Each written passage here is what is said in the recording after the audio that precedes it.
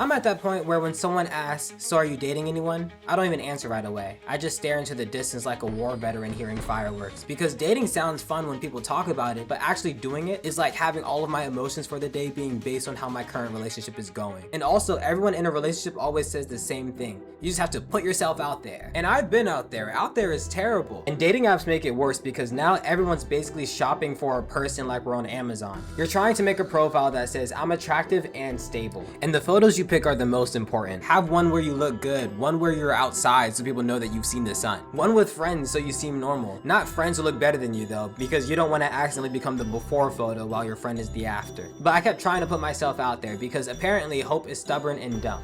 So I matched with this girl on Tinder. Let's just call her Big Bertha for the sake of this video. But at the time, I was still innocent enough to believe profiles were connected to reality. Bertha's pictures were great, honestly. Not supermodel perfect, just normal pretty. Her bio said she liked museums, Thai food, and good conversation, and that was all it took for me. So we started messaging, and she was actually funny. She asked questions, she remembered things. I told her I liked Thai food, and 2 days later, she suggested a Thai place. I was like, wow, a person who actually listens to me? I didn't know they still made those. So we planned a date for a Friday night. I got there early because I wanted to look casual, which meant sitting at a table 12 minutes ahead of time, trying to not look like I was rehearsing how to say hello. Then this woman walked in, looked around, saw me and smiled. And listen, I'm not shallow. People look different in real life, you know? Angles are very powerful. We've all taken a picture so good it felt like fraud, but this wasn't like she used a flattering filter. This was more like the person from her profile photos might need to be contacted separately because I found 0 universes where that's the same person. She sat down and immediately said, okay,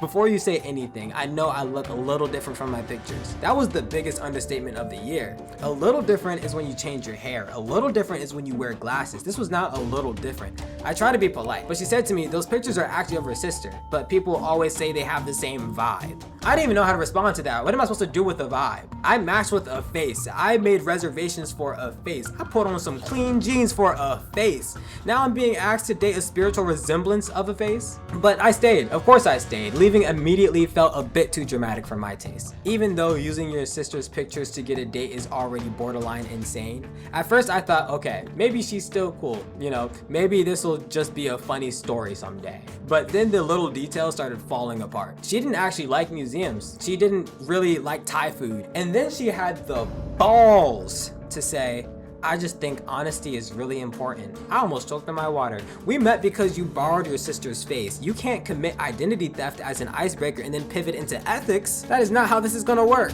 The date ended with one of those awkward hugs where both people know nothing is happening again. I got in my Uber, just sat there for a second and said out loud, I should have stayed home. I wasn't even angry, just spiritually tired. You'd think after getting catfished by someone's sister's energy or whatever, that I'd take a break from the dating scene. But no, a few months later, a friend set me up with someone. And that's how they get you. A friend tells you she's really nice and suddenly you trust the process. But friends are unreliable. Yeah, I said it. Friends are unreliable because these are the same people who tell you look fine when you clearly look like you lost a fight against an angry crayon. And this girl, let's call her Stephanie for the sake of the video, showed up late and said, sorry, I'm just really bad with time. Red flag number 1, but okay. So we sat down, ordered drinks, and within 10 minutes, she started talking about her ex. Red flag number 2. With everything she brought up, it felt like her ex was sitting with us in spirit. Every topic somehow led back to her ex. I asked what kind of movies she liked, and she said, my ex hated when I watched thrillers. I asked if she travels much, and she said, my ex ruined Denver for me. I didn't even know how to keep these conversations going. Then she asked what I was looking for in a woman,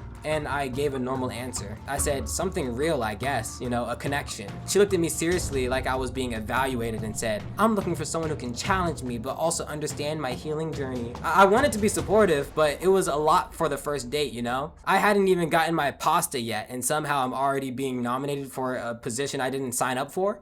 But as soon as the bill came, she stared at me for a long time and said, how do you usually handle this? I said, I got it, like the gentleman I am. She smiled and said, that's refreshing. My ex expected me to pay for everything. And there she f***ing goes again, talking about the invisible third chair. Then later that night she texted me, you passed round 1. I felt like I signed up for a tournament but forgot to read the terms and conditions. And after all this, people still act like being single is some tragic condition because I look at some long-term relationships around me, and honestly, I feel at peace. I'm not talking about the healthy couples. Healthy couples are fine. Annoying sometimes, but maybe because I'm just salty. I'm talking about those couples who break up every 2 weeks and get back together. The couples who show up to dinner already mad, and now everyone at the table has to pretend they're not watching a live crash out. You know those couples. One of them says, no, it's fine, and everyone knows it's not fine. The waiter knows, the table next to you knows, shit, even the bread basket knows. They'd be like, be honest, do you think that was weird? This is dinner, not couples therapy. And suddenly being alone on my couch doesn't feel that sad. It feels quiet. It feels like nobody's about to be asking me to explain why I took a nap. So yeah, I'm never dating again. Maybe that sounds dramatic, but dating got dramatic first, not me. I wanted romance, and instead I got catfished by someone's sister's energy or something and emotionally interviewed by a girl who's somehow haunted by her ex. Maybe one day love will find me. Until then,